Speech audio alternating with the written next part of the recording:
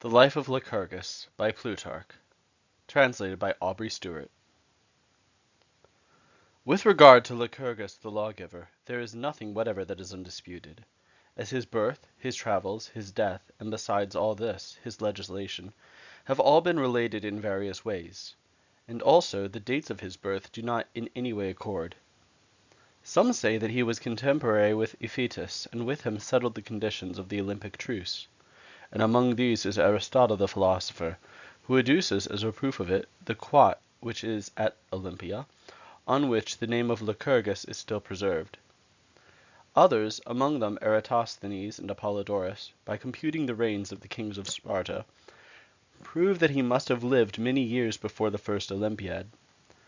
Timaeus conjectures that there were two men of the name of Lycurgus in Sparta at different times, and that the deeds of both are attributed to one of them, on account of his celebrity. The elder, he thinks, must have lived not far off the time of Homer. Indeed, some say that he came into the presence of Homer. Xenophon gives an idea of his antiquity when he speaks of him as living in the time of the Heraclidae. By descent, of course, the last kings of Sparta are Heraclidae, but he appears to mean by Heraclidae the earliest of all, who were next to Heracles himself. However, in spite of these discrepancies, we will endeavor, by following the least inconsistent accounts and the best known authorities, to write the history of his life. Simonides, the poet, tells us that the father of Lycurgus was not Eunomus, but Prytanis. But most writers do not deduce his genealogy thus, but say that Suus was the son of Procles, and the grandson of Aristodemus, and that Suus begat Eurypylus, Eurypylus Prytanis, and Prytanis Eunomus. Eunomus had two sons, Polydectes by his first wife, and Lycurgus by his second wife, Dionysa, which makes him, according to Diutichides, sixth in descent from Procles, and 11th from Heracles. The most remarkable of his ancestors was Suus, in whose reign the Spartans enslaved the Helots, and annexed a large portion of Arcadia. It is said that Suus once was besieged by the Clitorians, in a fort where there was no water, and was compelled to conclude a treaty to restore the territory in dispute, if he and his men were permitted to drink at the nearest spring. After this had been agreed upon, he called his men together, and offered his kingdom to any one who could refrain from drinking. But as no one could do this, but all drank, last of all he himself came down to the spring, and in the presence of the enemy merely sprinkled his face with water, and marched off, refusing to restore the disputed territory on the ground that all did not drink. But though he gained great fame by this, yet it was not he but his son Euripon who gave the name of Eurypontidae to the family, because Euripon was the first to relax the despotic traditions of his family, and render his government more popular with the people. But as a consequence of this, the people were encouraged to demand more freedom, and great confusion and lawlessness prevailed in Sparta for a long time, because some of the kings opposed the people and so became odious, while others were found to yield to them, either to preserve their popularity or from sheer weakness of character. It was during this period of disorder that the father of Lycurgus lost his life. He was endeavoring to part two men who were quarreling, and was killed by a blow from a cook's chopper, leaving the kingdom to his elder son, Polydectes. He also died a short time after, and, as all thought, Lycurgus ought to have been the next king. And he did indeed reign until his brother's wife was found to be pregnant. But as soon as he heard this, he surrendered the crown to the child, if it should be a boy, and merely administered the kingdom as guardian for the child. The Lacedaemonian name for the guardian of a royal orphan is Prodicus. Now the queen made a secret proposal to him, that she should destroy her infant, and that they should live together as king and queen. Though disgusted at her wickedness, he did not reject the proposal, but pretended to approve of it. He said that she must not risk her life and injure her health by procuring abortion, but that he would undertake to do away with the child. Thus he deluded her until her confinement, at which time he sent officials and guards into her chamber with orders to hand the child over to the woman if it was a girl, and to bring it to him whatever he might be doing if it was a boy. He happened to be dining with the archons when a male child was born, and the servants brought it to him. He is said to have taken the child and said to those present, "A king is born to you, O Spartans," and to have laid him down in the royal seat, and named him Carolus, because all men were full of joy, admiring his spirit and justice. He was king for 8 months in all, and was much looked up to by the citizens, who rendered a willing obedience to him, rather because of his eminent virtues than because he was regent with royal powers. There was, nevertheless, a faction which grudged him his elevation, and tried to oppose him, as he was a young man. They consisted chiefly of the relatives and friends of the Queen Mother, who considered that she had been insultingly treated, and her brother Leonidas once went so far in his abusive language as to hint to Lycurgus that he knew that he meant to be king, throwing the suspicion upon Lycurgus, if anything should happen to the child, that he would be supposed to have managed it. This sort of language was used by the Queen Mother also, and he, grieved and alarmed, decided to avoid all suspicion by leaving the country and traveling until his nephew should be grown up and have an heir born to succeed him. With this intention he set sail, and first came to Crete, where he studied the constitution and mixed with the leading statesmen. Some part of their laws he approved and made himself master of, with the intention of adopting them on his return home, while with others he was dissatisfied. One of the men who had a reputation there for learning and statecraft he made his friend, and induced him to go to Sparta. This was Thales, who was thought to be merely a lyric poet, and who used this art to conceal his graver requirements, being in reality deeply versed in legislation. His poems were exhortations to unity and concord in verse, breathing a spirit of calm and order, which insensibly civilized their hearers, and by urging them to the pursuit of honorable objects, led them to lay aside the feelings of party strife so prevalent in Sparta, so that he may be said in some degree to have educated the people and prepared them to receive the reforms of Lycurgus. From Crete, Lycurgus sailed to Asia Minor, wishing, it is said, to contrast the thrifty and austere mode of life of the Cretans with the extravagance and luxury of the Ionians, as a physician compares healthy and diseased bodies, and to note the points of difference in the two states. There, it seems, he first met with the poems of Homer, which were preserved by the descendants of Creophilus, and observing that they were no less useful for politics and education than for relaxation and pleasure, he eagerly copied and compiled them, with the intention of bringing them home with him. There was already some dim idea of the existence of these poems among the Greeks, but few possessed any portions of them, as they were scattered in fragments, but Lycurgus first made them known. The Egyptians supposed that Lycurgus visited them also, and that he especially admired their institution of a separate caste of warriors. This he transferred to Sparta, and by excluding working men and the lower classes from the government, made the city a city indeed, pure from all admixture.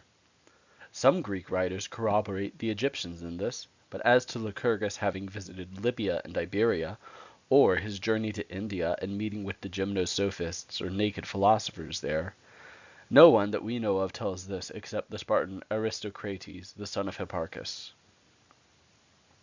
During Lycurgus's absence, the Lacedaemonians regretted him, and sent many embassies to ask him to return, telling him that their kings had indeed the royal name and state, but nothing else to distinguish them from the common people, and that he alone had the spirit of a ruler and the power to influence men's minds. Even the kings desired his presence, as they hoped that he would assist in establishing their authority, and would render the masses less insolent. Returning to a people in this condition, he at once began alterations and reforms on a sweeping scale, considering that it was useless and unprofitable to do such work by halves, but that, as in the case of a diseased body, the original cause of the disorder must be burned out or purged away, and the patient begin an entirely new life. After reflecting on this, he made a journey to Delphi. Here he sacrificed to the god, and on consulting the oracle, received the celebrated answer in which the Pythia speaks of him as beloved by the gods, and a god rather than a man, and, when he asked for a good system of laws, answers that the god gives him what will prove by far the best of all constitutions. Elated by this, he collected the leading men and begged them to help him, first by talking privately to his own friends, and thus, little by little, obtaining a hold over more men and banding them together for the work. When the time was ripe for the attempt, he bade 30 of the nobles go into the marketplace early in the morning, completely armed, in order to overawe the opposition. The names of 20 of the most distinguished of these men have been preserved by Hermippus, but the man who took the greatest part in all Lycurgus's works, and who helped him in establishing his laws, was Archimedes. At first King Charillus was terrified at the confusion, imagining that a revolt had broken out against himself, and fled for refuge to the temple of Minerva of the Brazen House. But afterwards reassured, and having received solemn pledges for his safety, returned and took part in their proceedings. He was of a gentle nature, as is proved by the words of his colleague King Archelaus, who, when some were praising the youth, said, "How can Charillus be a good man, if he is not harsh even to wicked men?" Of Lycurgus's many reforms, the first and most important was the establishment of the Council of Elders, which Plato says, by its admixture, cooled the high fever of royalty, and having an equal vote with the kings on vital points, gave caution and sobriety to their deliberations. For the state, which had hitherto been wildly oscillating between despotism on the one hand and democracy on the other, now, by the establishment of the Council of Elders, found a firm footing between those extremes, and was able to preserve a most equable balance, as the 28 elders would lend the kings their support in the suppression of democracy, but would use the people to suppress any tendency to despotism. 28 is the number of elders mentioned by Aristotle, because of the 30 leading men who took the part of Lycurgus, 2 deserted their posts through fear. But Sphärus says that those who shared his opinions were 28 originally. A reason may be found in 28 being a mystic number, formed by 7 multiplied by 4, and being the first perfect number after 6, for like that is equal to all its parts. But I think that he probably made this number of elders in order that the 2 kings with the council might consist of 30 members in all. Lycurgus was so much interested in this council as to obtain from Delphi an oracle about it, called the Rhetra, which runs as follows. After you have built a temple to Zeus of Greece and Athena of Greece, and have divided the people into tribes and obes, you shall found a council of 30, including the chiefs, and shall from season to season appellate the people between Babeca and Canakion, and there propound measures and divide upon them, and the people shall have the casting vote and final decision. In these words, tribes and obes are divisions into which the people were to be divided. The chiefs means the kings. Apellazon means to call an assembly, in allusion to Apollo, to whom the whole scheme of the constitution is referred. Babeca and Canakion they now call Oeneus, but Aristotle says that Canakion is a river and Babeca a bridge. Between these they held their assemblies without any roof or building of any kind, for Lycurgus did not consider that deliberations were assisted by architecture, but rather hindered, as men's heads were thereby filled with vain, unprofitable fancies, when they assemble for debate in places where they can see statues and paintings, or the proscenium of a theatre, or the richly ornamented roof of a council chamber. When the people were assembled, he permitted no one to express an opinion, but the people was empowered to decide upon motions brought forward by the kings and elders. But in later times, as the people made additions and omissions, and so altered the sense of the motions before them, the kings, Polydorus and Theopompus, added these words to the Rhetra, "And if the people shall decide crookedly, the chiefs and the elders shall set it right."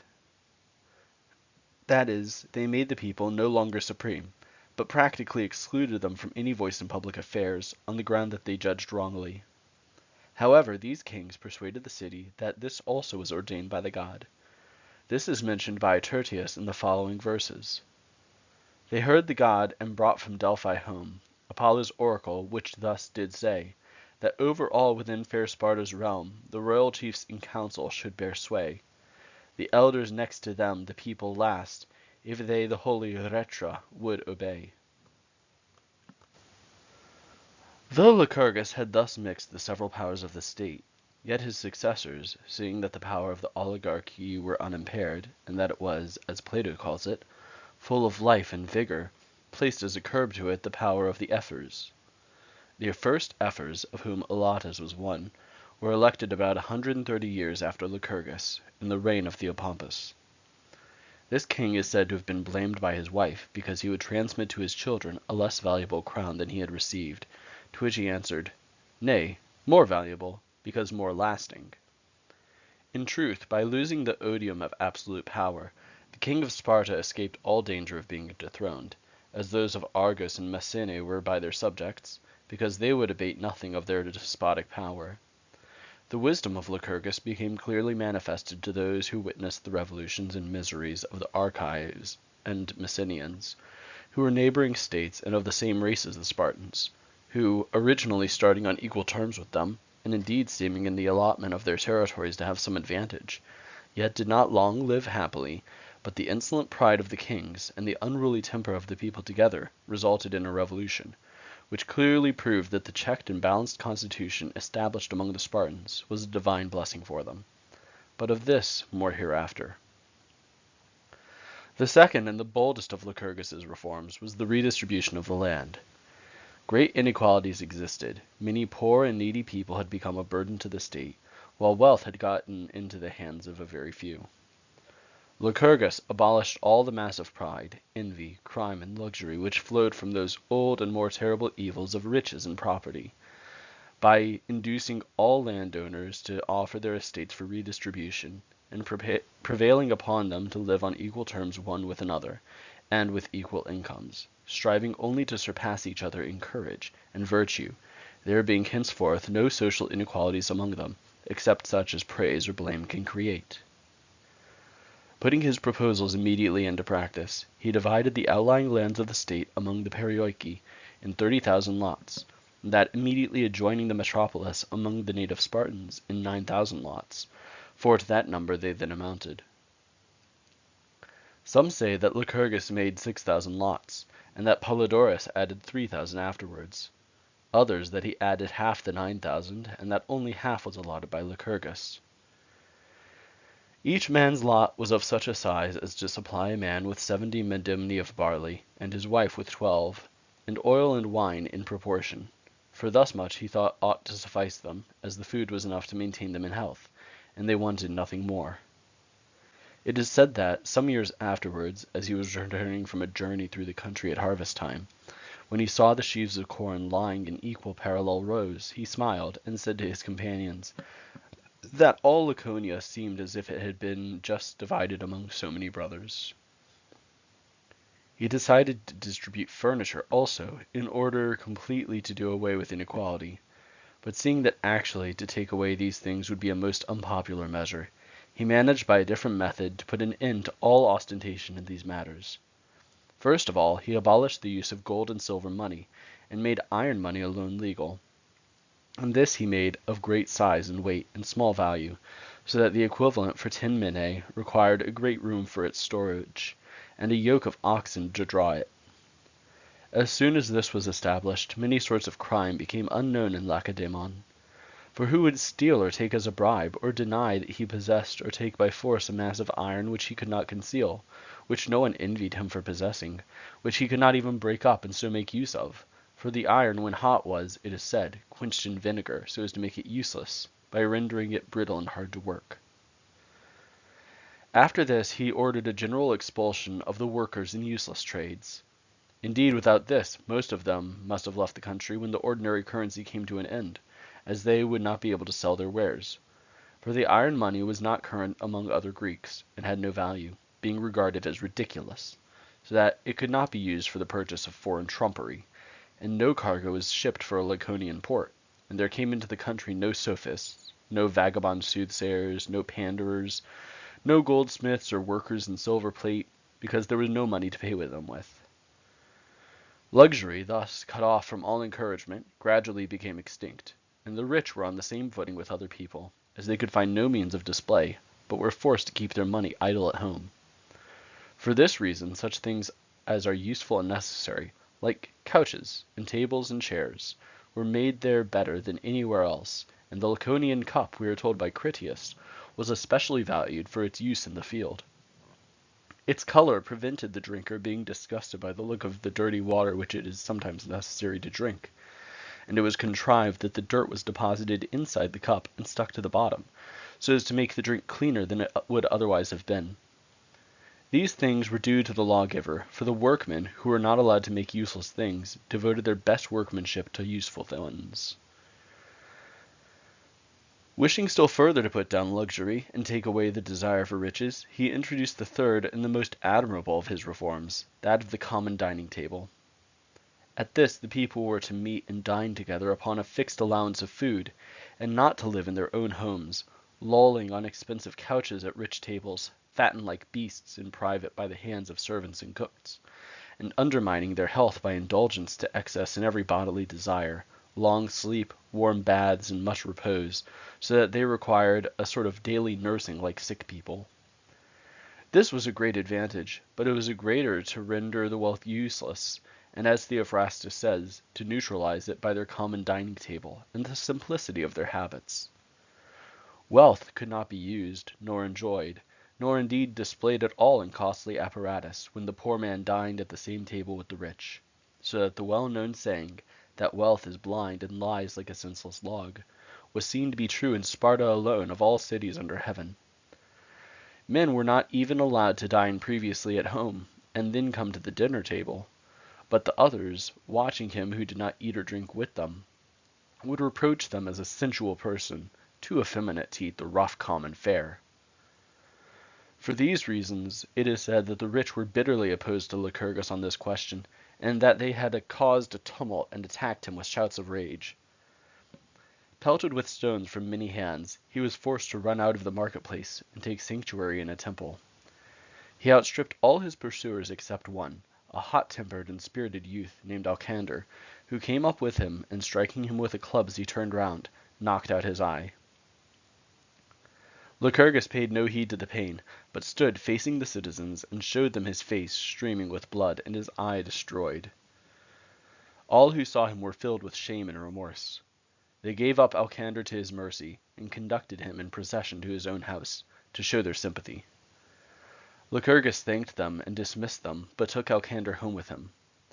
He did him no harm, and used no reproachful words, but sent away all his servants and bade him serve him. Alcander, being of a generous nature, did as he was ordered, and dwelling as he did with Lycurgus, watching his kind, unruffled temper, his severe simplicity of life, and his unwearied labors, he became enthusiastic in his admiration of him, and used to tell his friends and acquaintances that Lycurgus, far from being harsh or overbearing, was the kindest and gentlest of men.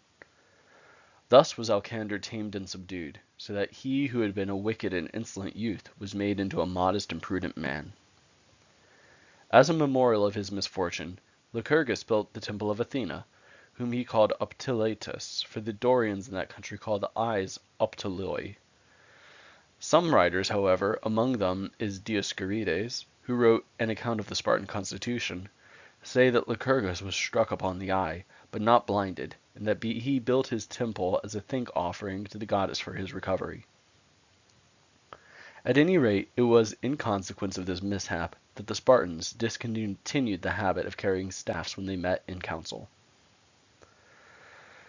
The Cretans call this institution of taking meals in common Andria, which means men's repast, but the Lacedaemonians call it Phytidia, which can either be explained as another form of philia, friendship, putting a D for an L, from the friendly feelings which prevailed at them, or else because it accustomed them to frugality, which is called Phaedo. Possibly the first letter was an addition, and the word may have originally been editia, from edode, food. They formed themselves into messes of 15, more or less. Each member contributed per month a medimnus of barley, 8 measures of wine, 5 minus's weight of cheese, and half as much of figs, and in addition to this, a very small sum of money to buy fish and other luxuries for a relish to the bread. This was all, except when a man had ordered a sacrifice, or been hunting, and sent a portion to the public table. For persons were allowed to dine at home whenever they were late for dinner in consequence of a sacrifice or hunting expedition, but the rest of the company had to be present. This custom of eating in common lasted for very many years. When King Agus returned from his victorious campaign against the Athenians, and wished to dine at home with his wife, he sent for his share of the public dinner, and the polemarchs refused to let him have it. As next day, through anger, he did not offer the customary sacrifice, they fined him. Boys were taken to the public tables as though they were schools of good manners, and there they learned to listen to discourses on politics, and saw models of gentlemanly behavior, and learned how to jest with one another, joking without vulgarity, and being made the subject of jokes without losing their temper.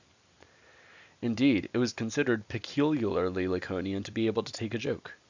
However, if the victim could not, he was entitled to ask that it should go no farther. As they came in, the eldest present said to each man, pointing to the door, "Through this no tale passes." It is said that they voted for a new member of a mess in this manner. Each man took a piece of bread crumb and threw it in silence into a vessel, which a servant carried on his head. Those who voted for the new member threw in their bread as it was. Those who voted against crushed it flat in their hands. If even one of these crushed pieces be found, they rejected the candidate, as they wished all members of the society to be friendly. The candidate was said to be rejected by the caducus, which is their name for the bowl into which the bread is thrown. The black broth was the most esteemed of their luxuries, insomuch that the elder men did not care for any meat, but always handed it over to the young, and regaled themselves on this broth. It is related that, in consequence of the celebrity of this broth, one of the kings of Pontus obtained a Laconian cook, but when he tasted it, he did not like it.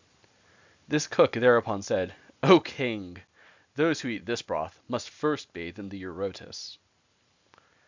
After drinking wine in moderation, the guests separate, without any torches, for it is not permitted to walk with light on this or any other occasion, in order that they may accustom themselves to walk fearlessly and safely in the dark.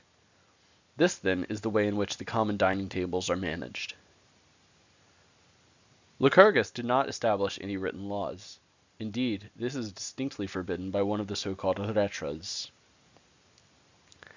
He thought that the principles of most importance for the prosperity and honor of the state would remain most securely fixed if implanted in the citizens by habit and training, as they would then be followed from choice rather than necessity. For his method of education made each of them into a lawgiver like himself.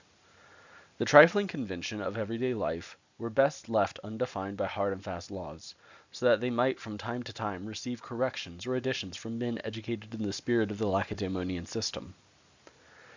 On this education the whole scheme of Lycurgus's laws depended. One retra was, as we have seen, forbade the use of written laws.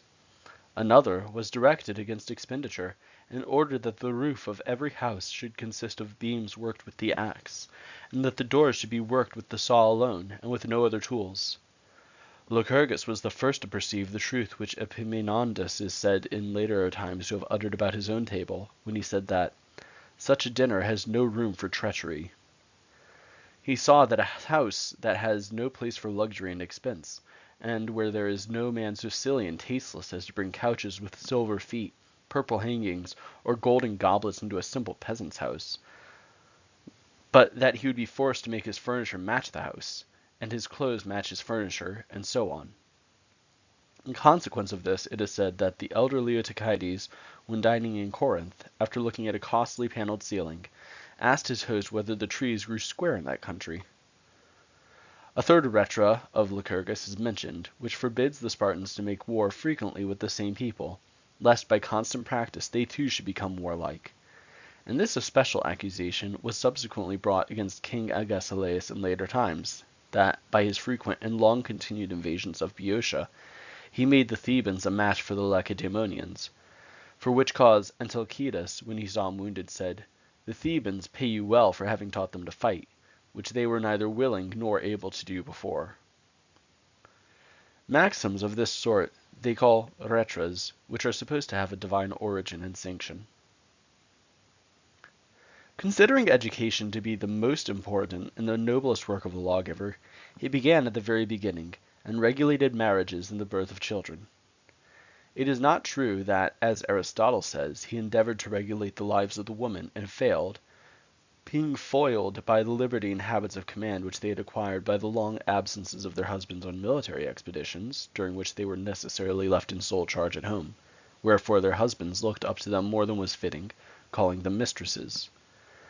But he made what regulations were necessary for them also.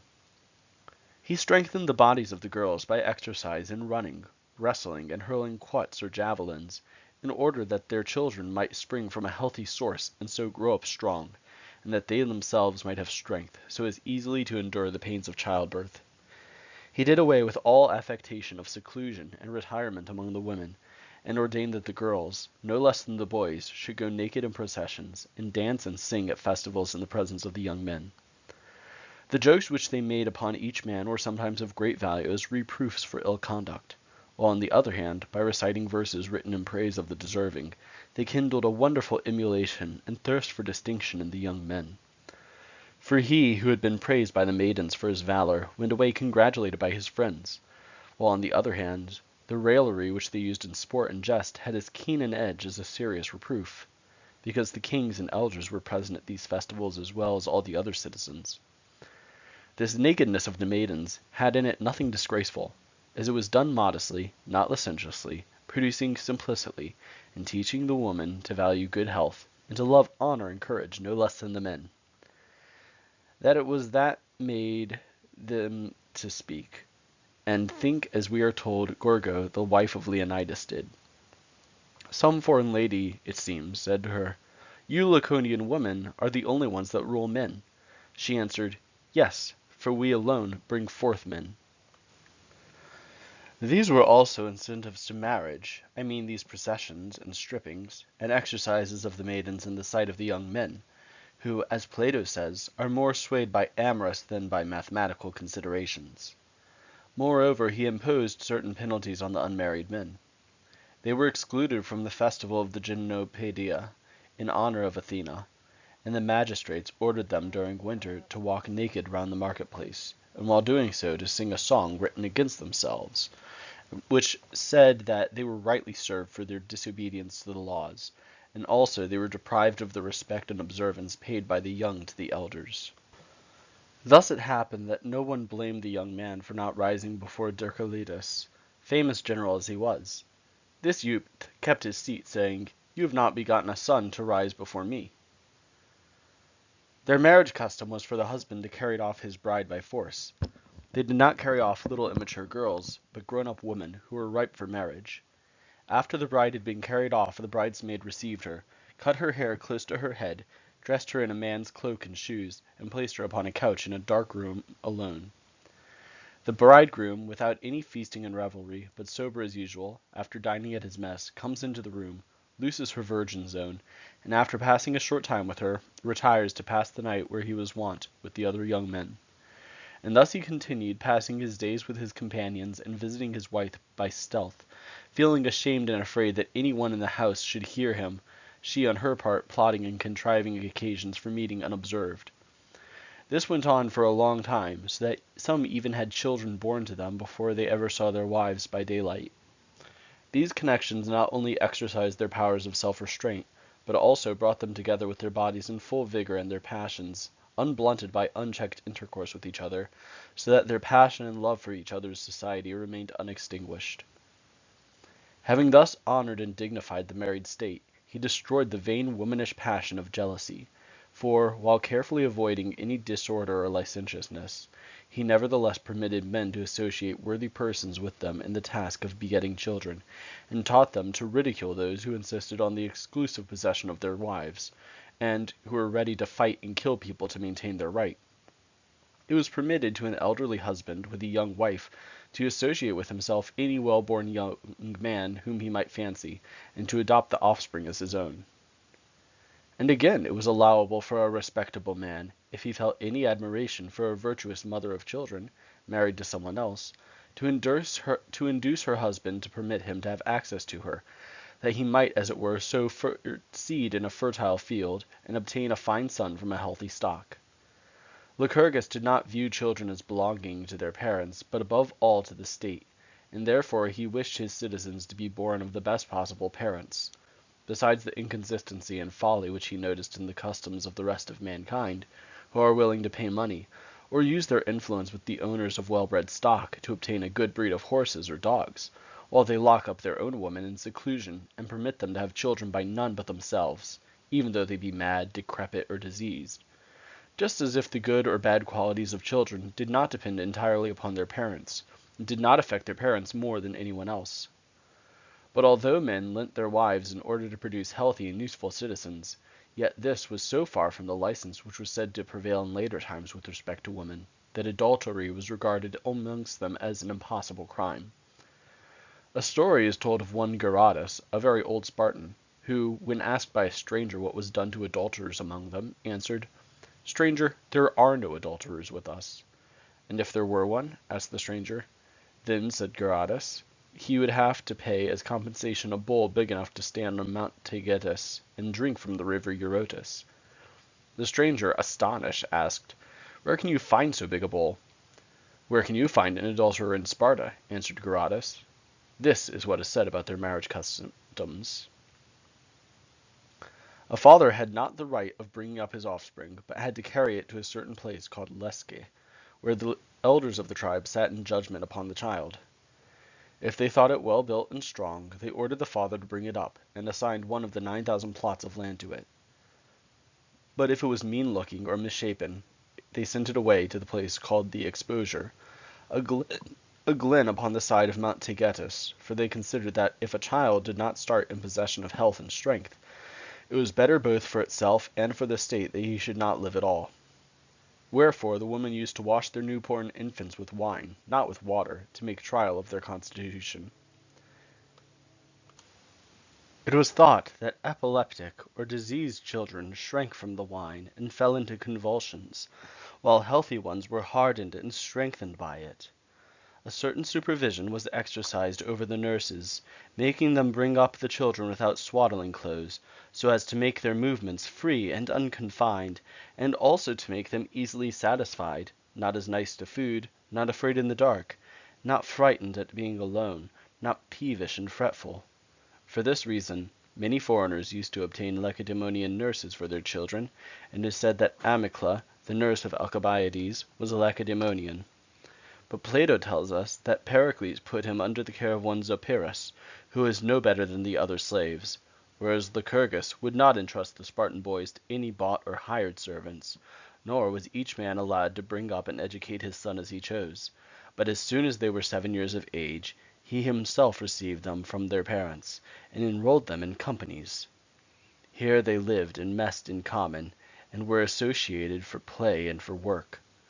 However, a superintendent of the boys was appointed, one of the best born and bravest men of the state, and they themselves and their troops chose as leader him who was wisest and fiercest in fight.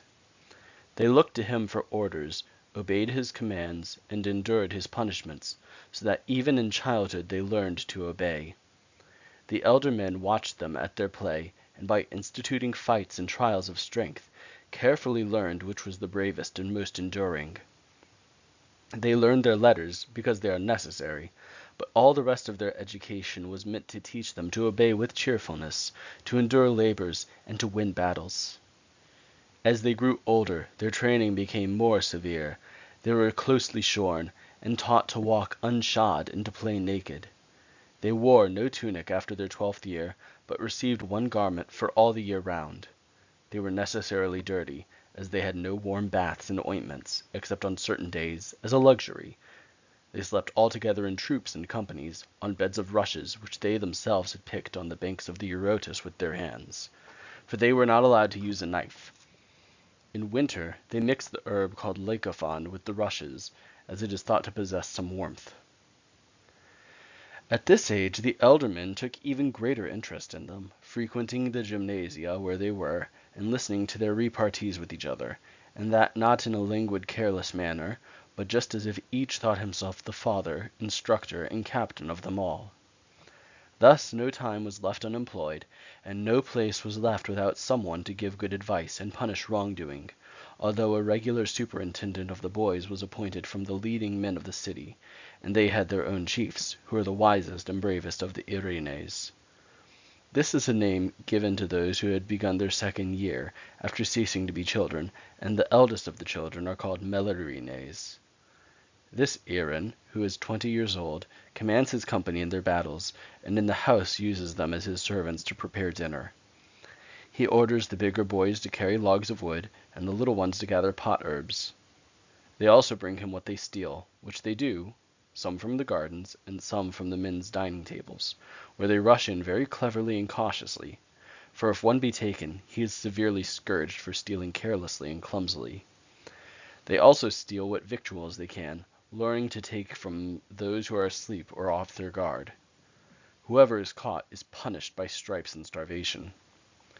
Their meals are purposely scanty, in order that they may exercise their ingenuity and daring in obtaining additions to them. This is the main object of their short commons, but an incidental advantage is the growth of their bodies, for they shoot up in height when not weighed down and made wide and broad by excess of nutriment.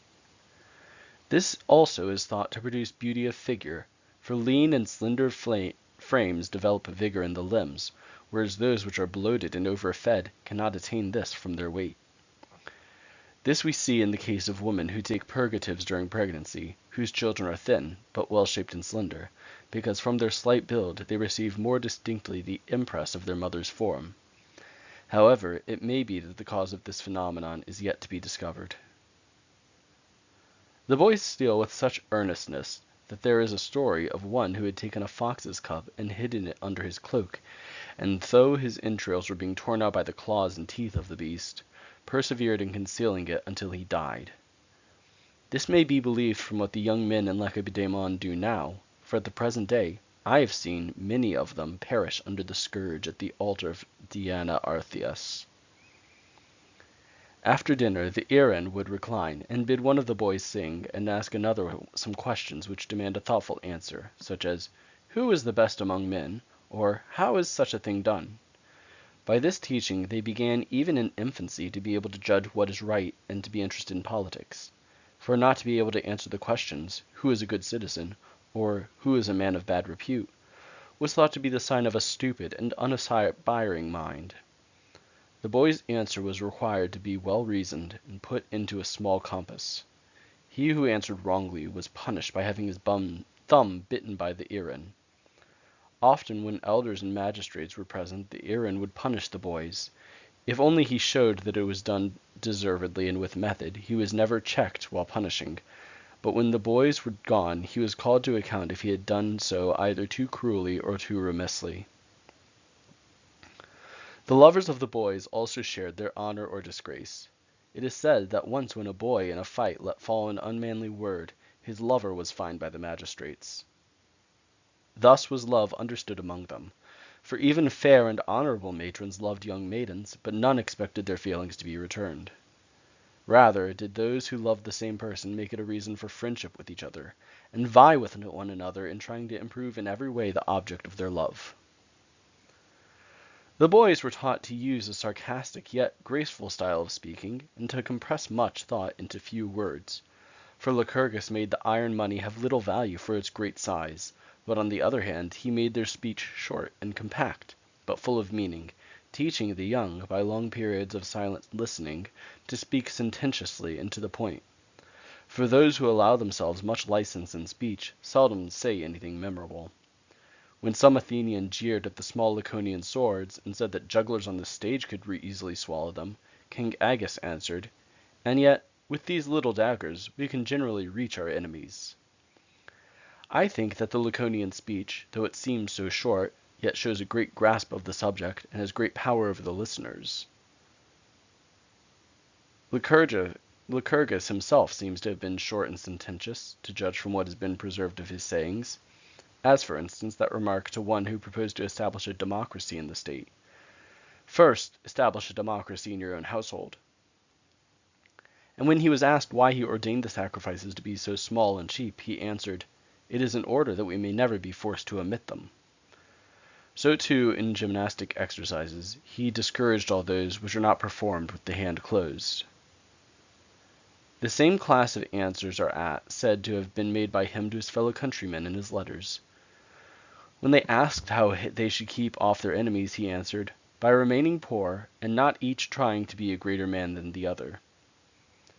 Again, about walls, he said, "That cannot be called an open town which has courage, instead of brick walls to defend it." As to the authenticity of these letters, it is hard to give an opinion. The following anecdotes show their dislike of long speeches. When someone was discoursing about matters useful in themselves at an unfitting time, King Leonidas said, "Stranger, You speak of what is wanted when it is not wanted. Charillus, this cousin of Lycurgus, when asked why they had so few laws, answered that men of few words required few laws. And Archidamus, who, when some blamed Hecataeus the sophist for having said nothing during dinner, answered, He who knows how to speak knows when to speak also. The following are some of those sarcastic sayings which I before said are not ungrateful. Demaratus, when some worthless fellow pestered him with unreasonable queries, and several times inquired, Who is the best man in Sparta? Answered, He who is least like you. When some were praising the magnificence and justice with which the Eleans conducted the Olympian games, Aegus said, What is there so very remarkable in the people of Elis acting justly on one day in every 5 years? A stranger was vaunting his admiration of them, and was saying that in his own city he was called a lover of Sparta.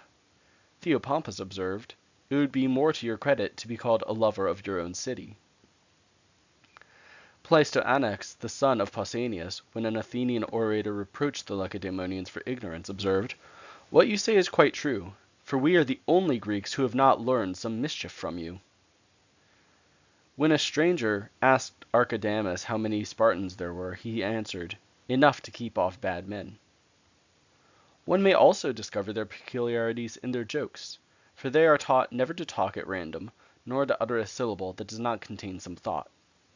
As when one of them was invited to hear a man imitate the nightingale, he answered, I have heard the original. And the man who read this epigram, Though these men to quench a tyrant's pride, before Selinus fought and died. These men, said he, deserve to die, for instead of quenching it, they should have let it burn itself out. When a young man was promised a present of cocks that would fight till they died, he said, I had rather have some that will fight and kill their foes. This was the style of their talk, so that some have well said that philosophy is more truly Laconian than gymnastic exercises. Their education in poetry and music was no less carefully watched over than their cleverness and purity of speech, but their songs were such as rouse men's blood and stir them to deeds of prowess, written in plain, unaffected language upon noble and edifying subjects.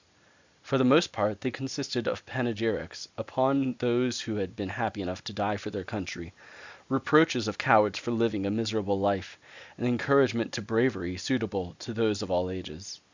A good instance of this is that on festivals when there are 3 choruses, that of the old men first sang, We once were lusty youths and tall. Then that of the young men sang, We still are stout, come try a fall. And the third, that of the children, rejoined, But we'll be stronger than you all. Indeed, if one pays any attention to such Laconian poetry as is still extant, and to the march music which was played on the flutes when they were going to meet their enemies, it becomes clear that Terpander and Pindar were right in connecting poetry with bravery. The former speaks thus of the Lacedaemonians. Where the youths are bold with the spear, and the voice of the muses clear, and justice to all is dear. And Pindar says of them, Where the old are wise in counsel, and the young are brave in fight, where song and dance are honored on many a festal night, for they represent them as being most warlike and at the same time most poetical. The sword with song full well combines, as the Laconian poet says. Even in their battles, the first king sacrificed to the muses, to remind them, it would appear, of their education in their former contests, that they may be bold in danger and do deeds worthy of record in their fight. In time of war, too, they relaxed their strict rules and allowed their young men to dress their hair and ornament their shields and costumes, taking a pride in them such as one does in high-mettled horses. For this reason, although they all let their hair grow long after the age of puberty, yet it was especially in time of danger that they took pains to have it smooth and evenly parted, remembering a saying of Lycurgus about the hair, that it made a well-looking man look handsomer and an ugly man look more ferocious. During a campaign they made the young men perform less severe gymnastic exercises, and allowed them to live a freer life in other respects, so that, for them alone of all mankind, war was felt as a relief from preparation for war. When their array was formed and the enemy were in sight, the king used to sacrifice a kid, and bid them all put on garlands, and the pipers to play the hymn to Castor. Then he himself began to sing the paean for the charge, so that it was a magnificent and terrible spectacle to see the men marching in time to the flutes, making no gap in their lines, with no thought of fear, but quietly and steadily moving to the sound of the music against the enemy. Such men were not likely to be either panic-stricken or overconfident, but had a cool and cheery confidence, believing that the gods were with them. With the king used to march into battle a Spartan, who had won a crown in the public games of Greece. It is said that one of them was offered a mighty bribe at Olympia, but refused to take it, and with great trouble threw his adversary in the wrestling match. Someone then asked him, "Laconian, what have you gained by your victory?" The man, smiling with delight, answered, "I shall fight in front of the king in the wars." After they had routed their enemy and gained the victory, they were wont to pursue so far as to render their success secure, and then to draw off, as they did not think it manly or befitting a Greek to cut down and butcher those who could fight no longer.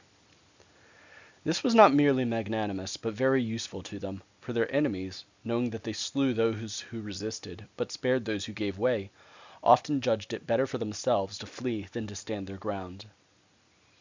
The sophist Hippias states that Lycurgus himself was a great warrior and took part in many campaigns, and Philostephanus even attributed to Lycurgus the division of the cavalry into the troops called ulamus.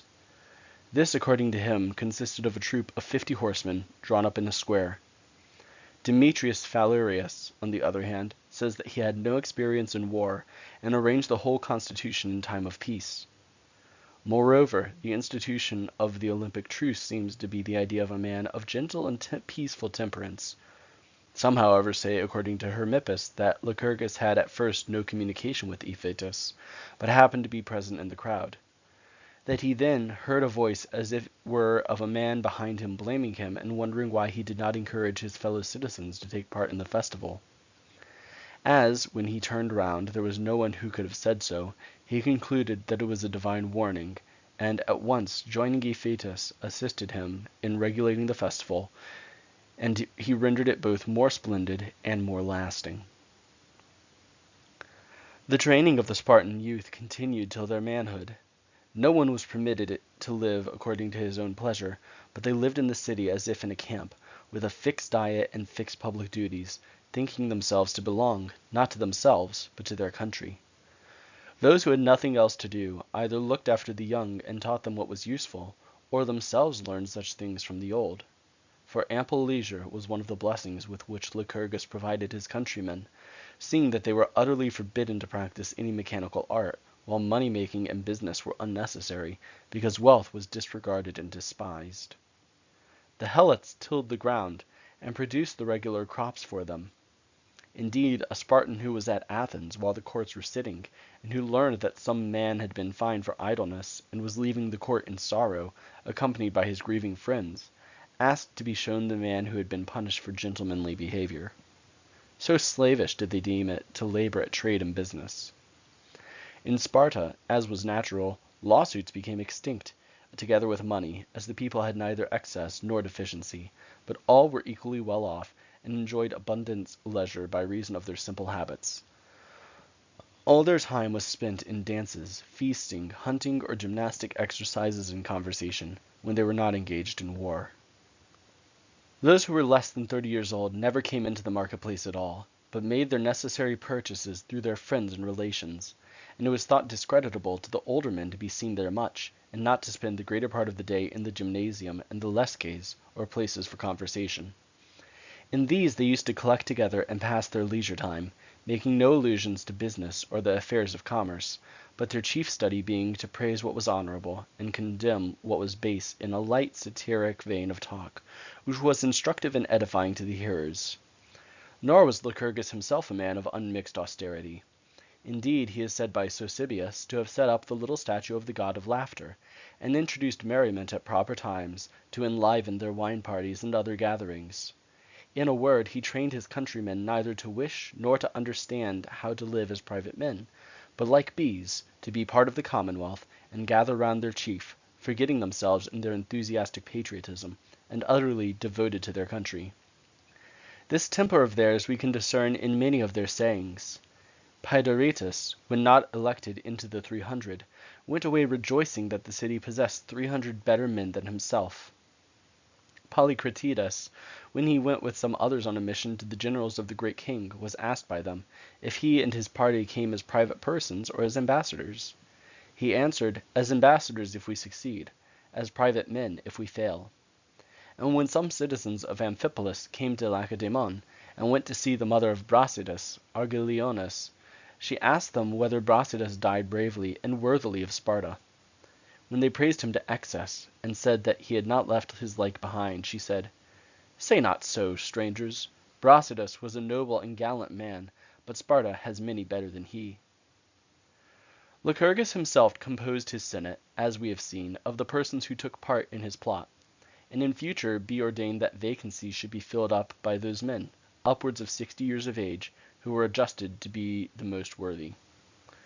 This seemed the greatest prize in the world, and also the most difficult to obtain, for it was not merely that a man should be adjudged swiftest of the swift, or strongest of the strong, but he had to be chosen as the best and wisest of all good and wise men, and as a prize was to obtain power to regulate the morals of the state, as he was untrusted with powers of life and death, and disenfranchisement, and with all the highest penalties.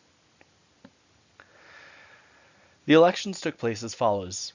The citizens were all assembled, and certain men were placed in a building close by, where they could neither see nor be seen, but merely hear the shouts of the general assembly. They decided these, as indeed they did other contests, by shouts of approval, not of all at once, but lots were cast, and each candidate in the order denoted by his lot came forward and silently walked through the assembly. The men locked up in the building had writing materials, and noted down who was cheered most loudly, not knowing who each man was, beyond that he was first, second, third, and so on of the candidates. They then told the number of the men for whom there had been most voices, and he crowned himself with a garland and offered sacrifice to the gods, followed by many of the young men, who congratulated him, and by many women, who sang songs praising his virtues and his felicity. As he went from one temple to another, each of his relatives used to offer him food, saying, "The state honors you with this banquet." But he would pass by them all, and go to his usual mess table. Here nothing uncommon took place, except that he was given a second ration, which he took away with him, and after dinner, the woman of his own family being at the doors of the mess room, he would call for the one whom he wished to honor and give her his portion, saying that he had received it as a prize, and gave it to her as such. This caused her to be greatly envied by the other woman. Moreover, he made excellent regulations about funerals. In the first place, he abolished all silly superstition, and raised no objections to burial in the city, and to placing tombs near the temples, in order to accustom the young to such sights from their infancy, so that they might not feel any horror of death, or have any notion about being defiled by touching a dead body, or walking among tombs. Next, he permitted nothing to be buried with the dead, but they placed the body in the grave, wrapped in a purple cloth and covered with olive leaves. It was not permitted to inscribe the name of the deceased upon his tomb, except in the case of men who had fallen in war, or of women who had been priestesses.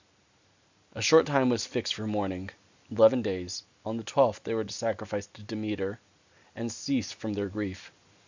For in Sparta nothing was left without regulation, but with all the necessary acts of life, Lycurgus mingled some ceremony which might enkindle virtue or discourage vice. Indeed, he filled his city with examples of this kind, by which the citizens were insensibly molded and impelled towards honorable pursuits.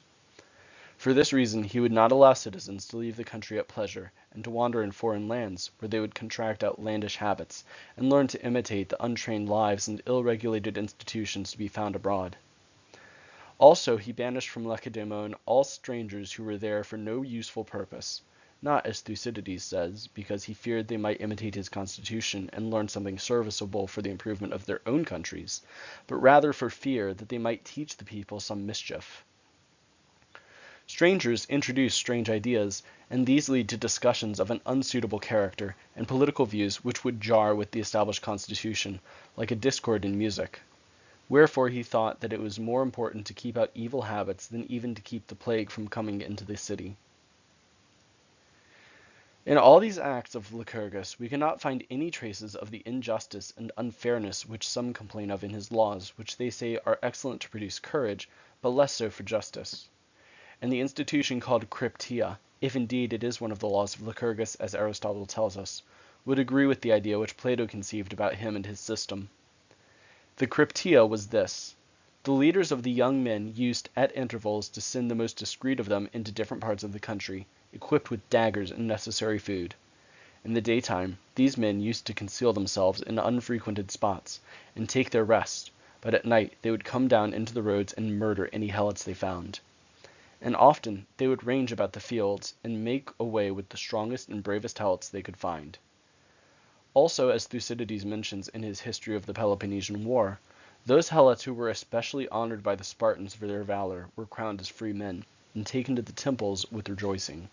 But in a short time they all disappeared, to the number of more than 2,000, and in such a way that no man, either then or afterwards, could tell how they perished.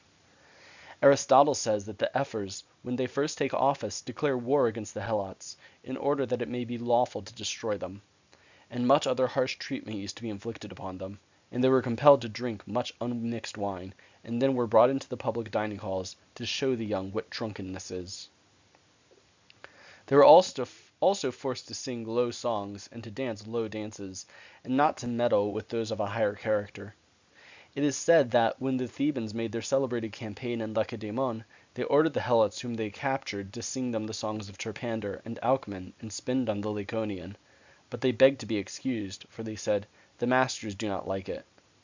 So it seems to have been well said that in Lacedaemon the freeman was more free, and the slave more a slave than anywhere else. This harsh treatment, I imagine, began in later times, especially after the great earthquake, when they relate that the Helots joined the Messenians, ravaged the country, and almost conquered it. I cannot impute this wicked act of the cryptia to Lycurgus, when I consider the gentleness and justice of his general behavior, which also we know was inspired by heaven. When the leading men of the city were thoroughly imbued with the spirit of his institutions, and the newly constituted state was able to walk by itself without leading strings, and bear its own weight alone, then, as Plato says of God, that he was pleased with the world that he had created, when it first began to live and move, so was it with Lycurgus. He admired the spectacle of his laws in operation, and as far as was possible by human prudence, he desired to leave it eternal and unchangeable. He assembled all the citizens, and told them that the city was now fairly well provided with materials for happiness and virtue, but that he would not bestow upon them the most valuable gift of all, until he had taken counsel with heaven. It was therefore their duty to abide by the already established laws, and to change and alter nothing till he returned from Delphi. On his return he would do whatever the god commanded. They all assented, and bade him depart, and he, after making first the kings and elders, and then the rest of the citizens, swear that they would keep their existing constitution till Lycurgus came back, set out for Delphi.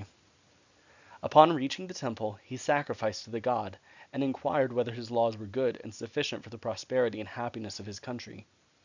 Receiving answer from the oracle that his laws were indeed good, and that the city would become famous if it kept the constitution of Lycurgus, he wrote down this prophecy and sent it to Sparta.